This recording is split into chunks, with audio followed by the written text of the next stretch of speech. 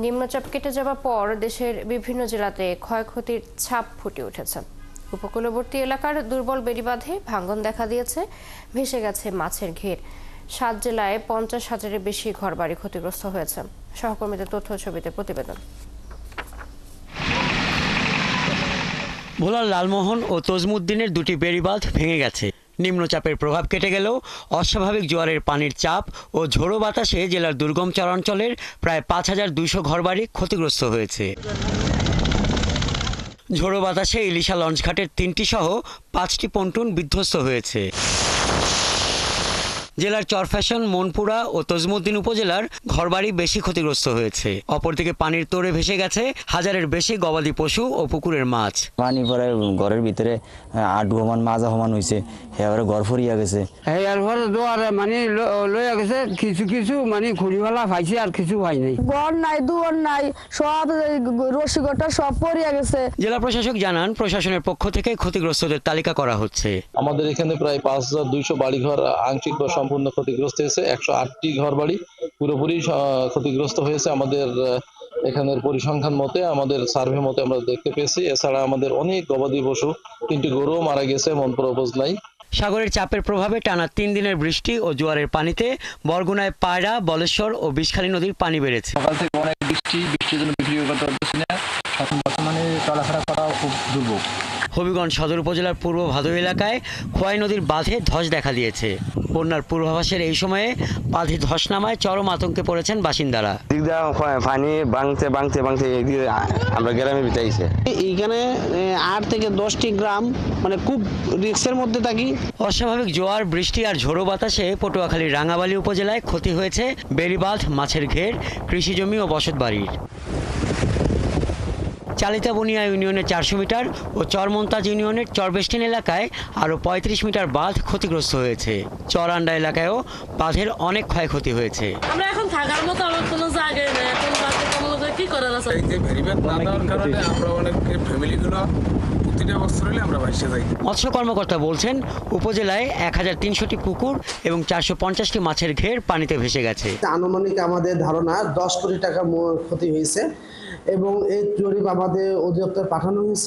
এখনো থেমে থেমে বৃষ্টি হচ্ছে কলাপাড়ায়।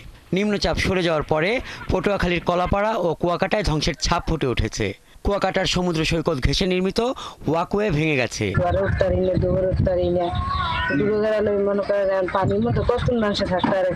সুন্দরবনের কাছে বাগেরহাটের শরণখোলায় খুরিয়াখালী বগিভারানী খালের পাশের রিং বাঁধের 2 স্থানের প্রায় 100 ফুট ভেঙে গেছে। ভাঙা বাঁধ থেকে পানি ঢুকছে লোকালয়ে। প্রত্যেক বাড়ি ঘরে পানি উঠানে চলাই গেছে। ঘেরের মাছ সব, পুকুরের সব মাছ বের হয়ে গেছে। আমাকে আশ মুসা সব বুড়িয়ে গেছে। সুন্দরবন লাগোয়া বাগেরহাটের আরেক উপজেলা মোংলায় সবচেয়ে ক্ষতিগ্রস্ত হয়েছে ক্ষুদ্র মৎস্যজীবীরা। ভেসে গেছে তাদের চিংড়ি ঘের। হাসান আহমেদ, 71। ভোলায় ঝড়ে ক্ষয়ক্ষতির আরো খবর জানাতে আমাদের সাথে যুক্ত আছেন সহকর্মী কামরুল ইসলাম। কামরুল, কি পরিমাণ ক্ষয়ক্ষতি হয়েছে সেখানে কি বলছেন উপকূলবাসী? প্রশাসনের পক্ষ থেকে কোনো ব্যবস্থা নেওয়া হয়েছে কিনা সব মিলিয়ে জানাবেন। জানেন যে ঘূর্ণিঝড় শক্তির কারণে ভোলাতে কিন্তু ব্যাপক ক্ষতি হয়েছে, বিশেষ করে ঘরবাড়ি বিধ্বস্ত হয়েছে বেশিরভাগই। আমরা যেমনটি জেনেছি যে জেলা প্রশাসক আমাদেরকে জানিয়েছেন যে প্রায় ভোলাতে প্রায় 5,000-এর অধিক ঘরবাড়ি বিধ্বস্ত হয়েছে এবং সম্পূর্ণভাবে বিধ্বস্ত হয়েছে প্রায় 250 ঘরবাড়ি। তবে আমরা এখন রয়েছি ভোলার দৌলতখান ইউনিয়নের চরপাতা দৌলতখান চরপাতা ইউনিয়নে একটি এখানে আছি। এখানে আপনি দেখতে পাচ্ছেন যে এই যে অতি জোয়ারের পানিতে কিন্তু এখানে কিন্তু এই ঘরগুলা কিন্তু বিধ্বস্ত হয়েছে এবং জোয়ারের পানি কিন্তু এখনো কিন্তু নামেনি, কারণ বিভিন্ন জায়গায় কিন্তু এখনো জোয়ার পানি রয়েছে। আমরা এখানকার যে এলাকার লোকদের সাথে কথা বলেছি, তারা আমাদেরকে জানিয়েছেন যে এখানে রাস্তাঘাট ছিঁড়ে এবং বেড়িবাঁধের উপর দিয়ে এখানে পানি ঢুকেছে, পানি ঢুকে এখানকার লোকালয়ে সমস্ত ঘর বাড়ি ডুবে গিয়েছিল। কিন্তু এখন পানি বেশিরভাগই কমে গেল, কিন্তু অনেক পানি রয়ে গেছে, সেই কারণে তারা চলাচল করতে অনেক অসুবিধা হচ্ছে। তবে জেলা প্রশাসক আমাদেরকে জানিয়েছেন যে এসব ক্ষতিগ্রস্ত যেসব এলাকা রয়েছে, বিশেষ করে আপনি জানেন যে চরপেশনের চরকুকিমুখী, ঢালচর, চর পাটিলা সহ যেসব এলাকাগুলো রয়েছে সেই সব এলাকায় কিন্তু ঘরবাড়ি বেশি বিধ্বস্ত হয়েছে। সেই সব এলাকায় কিন্তু গতকালকে ত্রাণ সামগ্রী দেওয়া হয়েছে, 30 কেজি করে চাল এবং ডাল, পেঁয়াজ, সবজি সহ অন্যান্য যেসব সরঞ্জাম রয়েছে সেসব সরঞ্জাম দিয়ে গতকালকে প্রায় 400 পরিবারের মাঝে ত্রাণ সামগ্রী বিতরণ করা হয়েছে।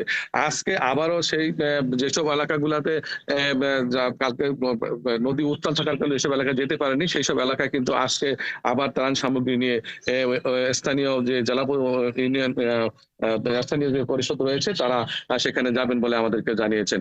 তবে এখানে বেশি ক্ষতি হয়েছে ঘরবাড়ি এবং মাছের ঘের। প্রায় ভোলাতে প্রায় 270টি মতো মাছের ঘের ক্ষতিগ্রস্ত হয়েছে, সকল মাছ কিন্তু চলে গিয়েছে।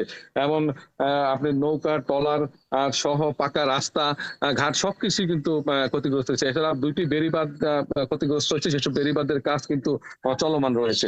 এমন জেলা প্রশাসক আমাদেরকে জানিয়েছেন যে আজকে তারা এই যেসব বেড়িবাঁধগুলো ক্ষতিগ্রস্ত হয়েছে সেই সব বেড়িবাঁধের কাজ তারা শুরু করে দিয়েছেন এবং খুব দ্রুতই সেগুলা সংস্কার হয়ে যাবেন। এবং যারা যেসব ঘর বাড়ি বিধ্বস্ত হয়েছে, বিশেষ করে যারা একেবারে ঘর ভেঙে গিয়েছে সেই সব ঘর তাদের জন্য ত্রাণের টিন বরাদ্দ রাখা হয়েছে। তারা আজকের ভিতরে তারা নতুন করে তালিকা তৈরি করে সেসব যারা বেশি ক্ষতিগ্রস্ত হয়েছে তাদেরকে